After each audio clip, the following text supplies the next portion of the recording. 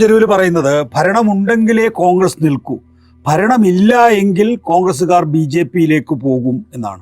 അതേസമയം ഇടതുപക്ഷത്തിന്റെ കാര്യത്തിലാണെങ്കിൽ ഭരണം പോയാലേ ഇടതുപക്ഷം നിൽക്കൂ എന്നുള്ള ഒരു ഫോർമുല ഉണ്ടാക്കിയെടുത്തിരിക്കുന്നു കാരശ്ശേരി മാഷ്. അതിന്റെ തുടർച്ചയായിട്ടാണ് ഇപ്പോൾ സച്ചിദാനന്ദൻ ഇക്കാര്യങ്ങൾ പറയുന്നത് എന്നുള്ളതാണ്.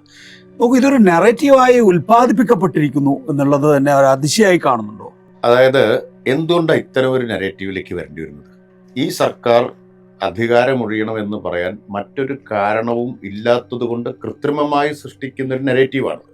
അതിൽ ചിലർ അറിഞ്ഞും പലരും അറിയാതെയും വീണ് പോകുന്നുണ്ടാവും, ഇതിൻ്റെ ഭാഗമാവുന്നുണ്ടാവും. മറ്റൊരു കാരണവും ചൂണ്ടിക്കാണിക്കാനില്ല.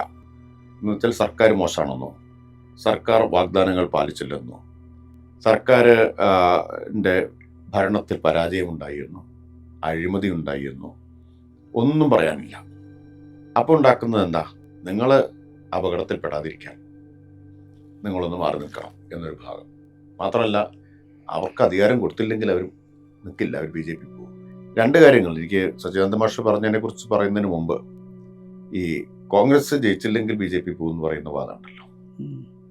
ഇതുവരെയുള്ള ചരിത്രം മുഴുവൻ എന്താ? ജയിച്ചിട്ട് പോയതാണ്. കർണാടകയിൽ ജനങ്ങൾ വോട്ട് ചെയ്ത് ജയിപ്പിച്ചത് കോൺഗ്രസിനെയാണ്.